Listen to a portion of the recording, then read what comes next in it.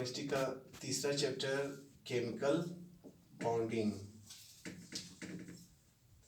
Chemical bonding में हम पढ़ रहे हैं आखिरी topic bond characteristics. Bond characteristics में पहला पॉइंट बॉन्ड एनर्जी,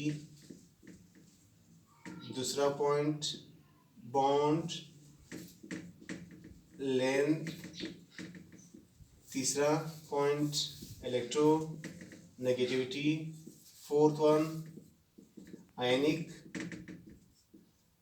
करेक्टर, पांचवा डायपोल मोमेंट, और चैप्टर का आखिरी टॉपिक क्या है? Effects of bonding, effects of bonding on physical and chemical properties. ये चैप्टर का आखिरी टॉपिक होगा, फिजिकल एंड केमिकल प्रॉपर्टीज। तो हम पढ़ रहे हैं बॉन्ड एनर्जी। बॉन्ड एनर्जी को हमने डिफाइन किया और थर्मोकेमिस्ट्री में इसका इंपॉर्टेंस। अभी बॉन्ड एनर्जी का एक और टॉपिक हम पढ़ेंगे, फैक्टर्स अफेक्टिंग बॉन्ड एनर्जी। तो चार फैक्टर्स है जिसका इफेक्ट होता है बॉन्ड एनर्जी पे। पहला इसका इफेक्ट क्या है? चेंज इन इलेक्ट्रोनेगेटिविटी, यानी इलेक्ट्रोनेगेटिविटी डिफरेंस। पहला जो फैक्टर होता है, पहला इफेक्ट किसका है? Electronegativity difference. First one electro negativity difference. तो इलेक्ट्रोनेगेटिविटी डिफरेंस का इफेक्ट क्या होता है? तो फॉर एग्जांपल मैं एग्जांपल दूंगा H F, फिर इसके बाद H Cl H Br और H I। अब इसमें इलेक्ट्रोनेगेटिविटी डिफरेंस क्या है? इलेक्ट्रोनेगेटिविटी डिफरेंस जितना ज्यादा हो उतना बॉन्ड स्ट्रॉन्ग बॉन्ड होता है, उतनी ज्यादा उसके लिए एनर्जी चाहिए उस बॉन्ड को ब्रेक होने के लिए। अब इस बॉन्ड को ब्रेक होने के लिए इसमें पहले हम फाइंड आउट करेंगे इलेक्ट्रोनेगेटिविटी डिफरेंस जितना ज्यादा है उतनी ज्यादा एनर्जी चाहिए। तो हाइड्रोजन की इलेक्ट्रोनेगेटिविटी कितनी है? 2.20 और फ्लोरीन की इलेक्ट्रोनेगेटिविटी कितनी है? 3.98। इसी तरह H की इलेक्ट्रोनेगेटिविटी कितनी है? 2.2 और Cl की इलेक्ट्रोनेगेटिविटी कितनी है?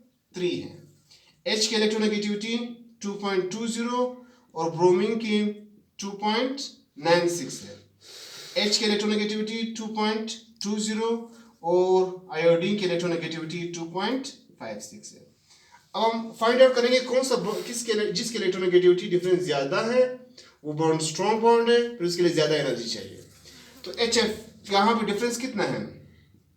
तो 3.98 से माइनस करते हैं 2.20, 3.98 माइनस 2.20, तो ये 8 और ये 7, 1.79 डिफरेंस है। यहाँ पे 1.78 डिफरेंस है हाइड्रोजन और F के इलेक्ट्रोनेगेटिविटी का डिफरेंस है।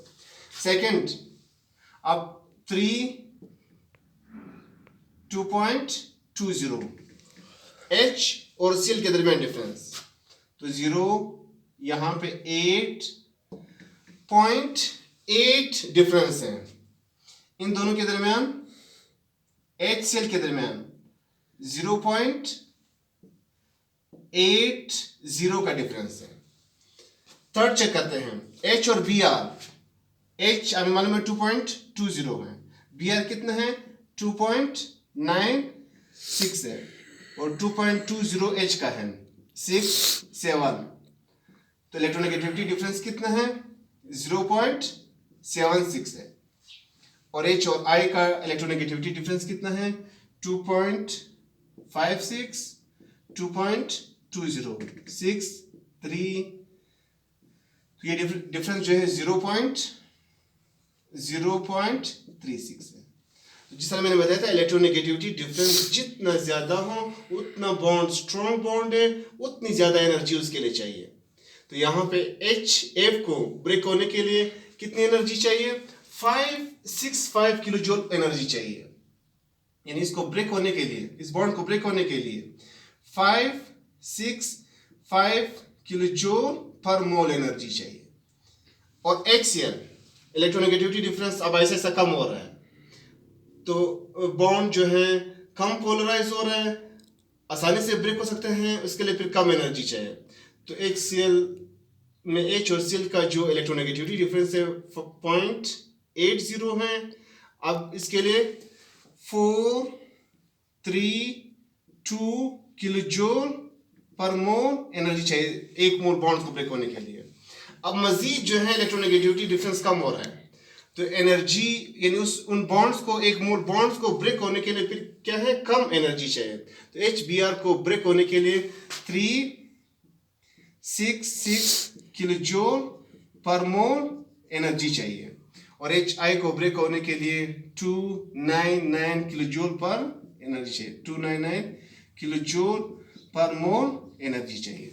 तो यहाँ से हम ये कंक्लूड करेंगे कि ऐसा ऐसा जो है इलेक्ट्रोनेगेटिविटी डिफरेंस जब increases, electronegativity difference decreases, bonds कम पोलराइज हो रहे हैं, आयनिक करेक्टर कम हो रहे हैं, तो इसके लिए फिर कम एनर्जी चाहिए।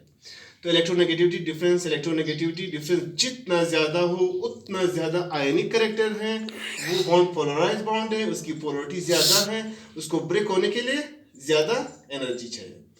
तो ये पहला फैक्टर हो गया जिसका इफेक्ट है किस पे, बॉन्डिंग पे। तो बॉन्ड कब स्ट्रांग होता है, जब इलेक्ट्रोनेगेटिविटी डिफरेंस ज़्यादा हो, तो इसके लिए ज़्यादा एनर्जी चाहिए।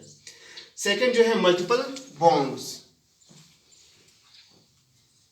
सेकेंड इफेक्ट मल्टीपल बॉन्ड्स, अगर सिंगल बॉन्ड हो, डबल बॉन्ड हो या ट्रिपल बॉन्ड हो, मल्टीपल बॉन्ड्स। अब इसका क्या इफेक्ट होता है, for example carbon carbon single bond है, कार्बन कार्बन डबल बॉन्ड है, और कार्बन कार्बन ट्रिपल बॉन्ड है। कार्बन कार्बन सिंगल बॉन्ड, अब जिस तरह मैंने बताया था, दो एटम जब ऐसा ऐसा नजदीक आ रहा है, तो हेड टू हेड, पहले जो बॉन्ड बनता है हेड टू हेड ओवरलैपिंग से सिग्मा बॉन्ड बनता है। अब ओवरलैपिंग इतनी है, फिर साइड टू साइड ओवरलैपिंग, जब दूसरा बॉन्ड बनता है पाई बॉन्ड बनता है।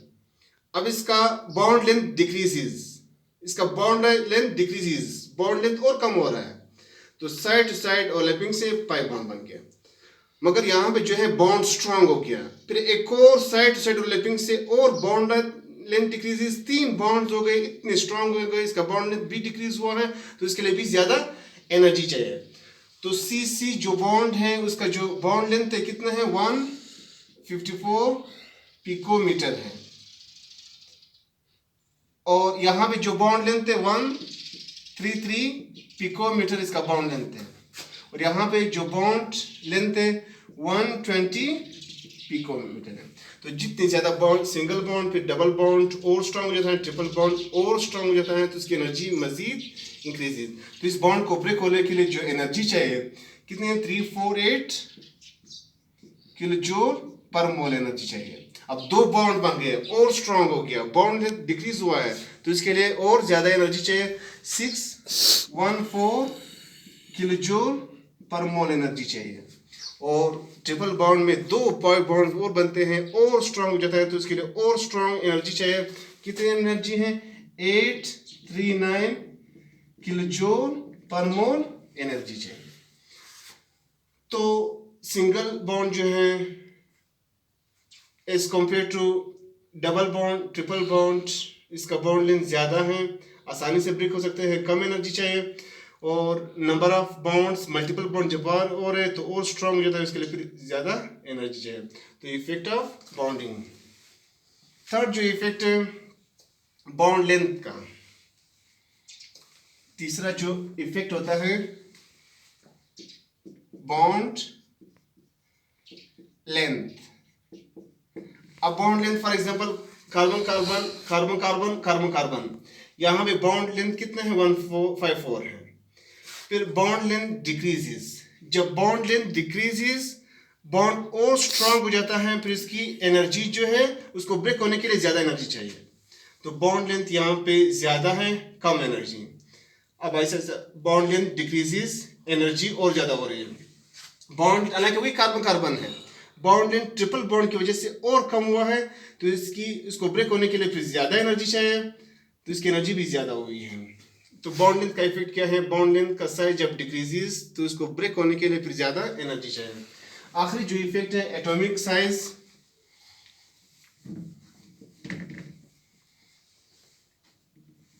एटॉमिक साइज फॉर एग्जांपल मैं एग्जांपल देता हूं I2 का, और दूसरा जो है क्लोरीन है, क्लोरीन ClCl। I एक बड़ा एटम है एज कंपेयर टू Cl। अब इसका साइज कितना है? 266 पिकोमीटर, 266 पिकोमीटर। और क्लोरीन का साइज कितना है? 198 पिकोमीटर। अब इसका साइज बड़ा है, जब साइज बड़ा है बॉन्ड को हम आसानी से ब्रेक कर सकते हैं, उसके लिए कम एनर्जी चाहिए। तो कितनी एनर्जी चाहिए? 151 किलो जूल पर मोल एनर्जी चाहिए। और साइज जब स्मॉल है, ज़्यादा स्ट्रॉन्ग है, उसके लिए फिर ज़्यादा एनर्जी चाहिए, 4243 किलो जूल पर मोल एनर्जी चाहिए। तो बॉन्ड एनर्जी का जो जितने भी फैक्टर्स है उसका इफेक्ट क्या होता है? पहला factor change in electronegativity difference. Electronegativity difference जितना ज़्यादा हो जाता है उतना ज़्यादा पोलराइज हो जाता है, उतना ज़्यादा उसका आयनिक करेक्टर होता है, उतना ज़्यादा स्ट्रॉन्ग होता है, फिर इसके लिए ज़्यादा एनर्जी चाहिए। बॉन्ड्स अगर मल्टीपल बॉन्ड्स हो रहे हैं, single double triple multiple bonds हो रहे हैं, तो वो भी स्ट्रॉन्ग हो जाता है, उसके लिए भी ज़्यादा एनर्जी चाहिए।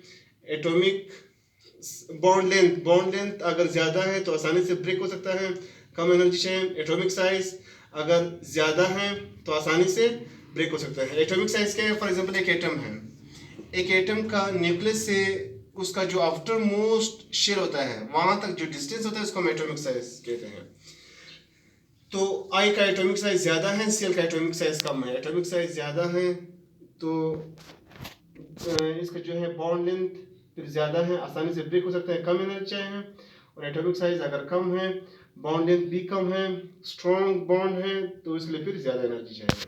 नेक्स्ट जो हमारा टॉपिक है वो बॉन्ड लेंथ है। Thank you.